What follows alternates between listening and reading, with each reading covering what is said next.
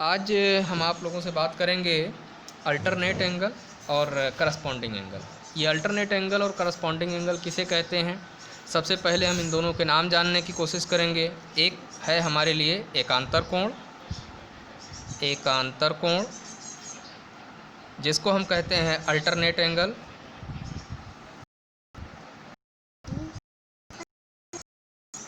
और दूसरा का करस्पॉन्डिंग एंगल यानी कि कोण, संकोण।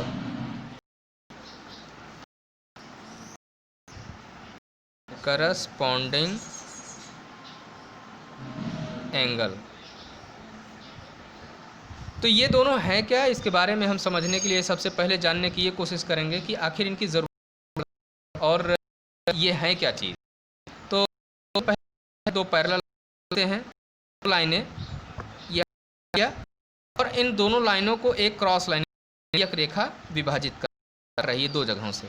जैसे ये एक हमारी एक लाइन ये हो गई, इसका नाम है एल और इसका नाम है एम, और इसको एक तीसरी लाइन जो है एन ये क्रॉस में काट रही है। ठीक है, तो ये तीन लाइनें, तीनों लाइनों के बीच इनका बनना और बिगड़ना है। तो सबसे पहले करेंगे ये अल्टरनेट बात, यानी कि एक कोणों की बात। अब सबसे पहले हम यहाँ ये जानें कि इसमें कुल मिलाकर टोटल कितने एंगल बनते हैं। तो आप देखिए, ध्यान दीजिएगा, angle number 1, angle number 2, angle number 3, angle number 4, फिर 5, 6, 7 और 8 मिलाकर अगर हम इस दोनों लाइनों के ये जो एक क्रॉस लाइन काट रही है, अगर हम करें तो चार कुल एंगल हैं। 8 में एंगल करेंगे, एंगल होते हैं और उनकी ज़रूरत कहाँ पड़ती है और रेखागणित में उनका काम क्या है। तो पहले हम शुरुआत करेंगे अल्टरनेट एंगल की। इसमें हम देख रहे हैं कि दो लाइनें हैं, दोनों एक दूसरे के पैरेलल हैं, पैरेलल का मतलब समांतर हैं। इनको एक तिरछी लाइन तिर्यक रेखा काट लाइन कहते हैं। इसमें दो प्रकार के कोण, एक है एक्सटीरियर एंगल, दूसरा है इंटीरियर एंगल। तो एक्सटीरियर एंगल कौन से हैं, ये है एंगल नंबर 1, 2, 7, 8, क्योंकि बाहर की ओर बने हुए कोण है, ये एक्सटीरियर एंगल होगा, यानी बाहर की ओर बने कोण है।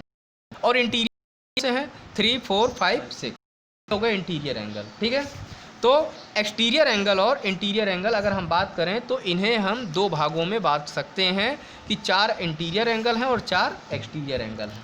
ठीक है, अब बात करते हैं कि ये एकांतर कोण यानी अल्टरनेट एंगल बनते कौन कौन से हैं, कौन कौन से कोण ऐसे होते हैं जिन्हें एकांतर हम कहते हैं।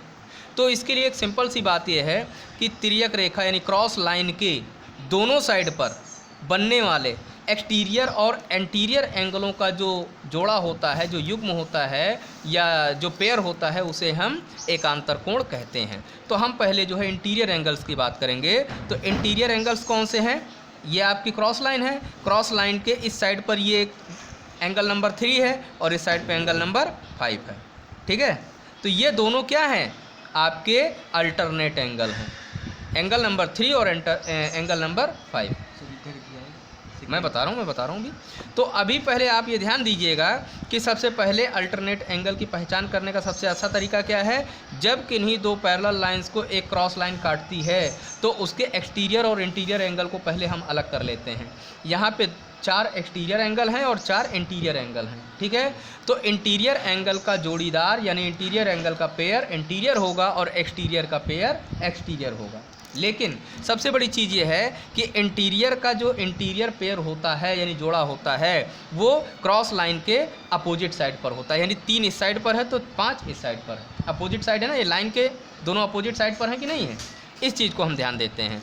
तो इंटीरियर का पेयर इंटीरियर होगा और एक्सटीरियर का पेयर एक्सटीरियर होगा। यानी कि हम पहले कह सकते हैं कि यहाँ पर हम पहला जोड़ा किसका बनाएं, एंगल नंबर 3 का और एंगल नंबर 5 का। ठीक है, ये दोनों जोड़े किसके हैं, अल्टरनेट एंगल के पेयर्स हैं। दूसरी बात करते हैं, दूसरा पेयर किसका बना, एंगल नंबर 4 और एंगल नंबर 6 बनेगा कि नहीं बनेगा, क्योंकि ये भी जो है क्रॉस लाइन के दोनों अपोजिट साइड पर बनने वाले एंगल हैं, दोनों ही इंटीरियर हैं, है ना। इंटीरियर का मतलब दोनों अंतःकोणों के तिर्यक लाइन के दोनों अपोजिट साइड पर बनने वाले जो एंगलों का जो जोड़ा होता है जाता है यानी पेयर होता है उस अंतर कोण कहते हैं या कहते हैं। जोड़ा क्या बना? एंगल नंबर 4 नंबर 6 बन गए हमारे। इतना क्लियर हो गया इंटीरियर एंगल का। इंटीरियर एंगल में 3 का 5 का 6। इसके बाद हम बात करते हैं एक्सटीरियर एंगल का। तो एक्सटीरियर एंगल कौन सा होगा भाई? एक्सटीरियर एंगल अब यहाँ से हम घुमाएंगे। देखिए 2 नंबर से, अब 2 नंबर से यहाँ पर आया और 2 नंबर का जब ये घूमते हुए आया ऐसे ऐसे जाते हुए तो ये 8 तक जाएगा। कहाँ तक जाएगा? 8 तक जाएगा।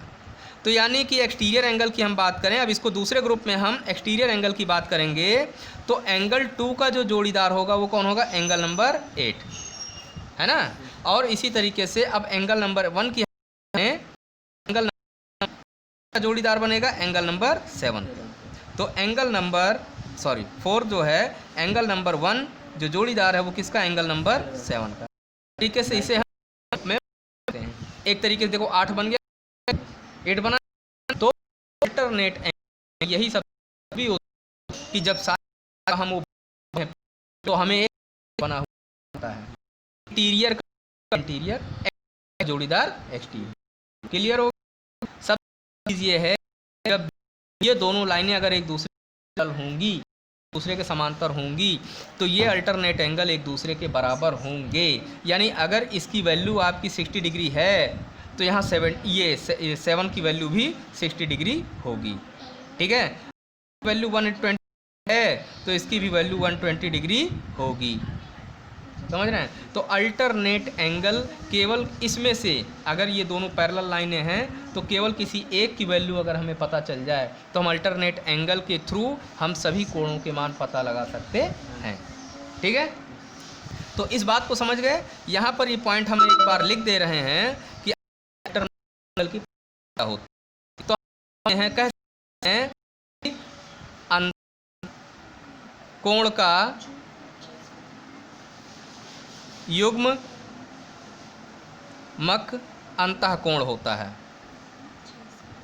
अंतः कोण पहला पॉइंट होता है ना। तिर्यक रेखा के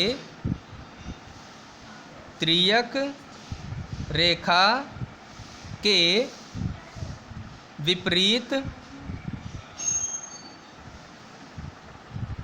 कोण स्थित होते हैं। इसी तरीके से अंतः कोण का युग्मक अंतः कोण होता है तो बाह्य कोण का युग्मक बाह्य कोण होगा। यानी एक्सटीरियर का एक्सटीरियर होगा और इंटीरियर का इंटीरियर होगा। हाँ, ये है कि जो क्रॉस लाइन है, क्रॉस लाइन के दोनों साइड पर ये कोण बनते हैं। तो 2 कंडीशन मेन चीज़ है, इस पर ध्यान देने की ज़रूरत है। और भी तमाम ऐसे लाइनें खींचकर आप जो है चेकआउट कर सकते हैं। तो ये हो गया आपका अल्टरनेट एंगल यानी कि एकांतर कोण का कॉन्सेप्ट। ओके।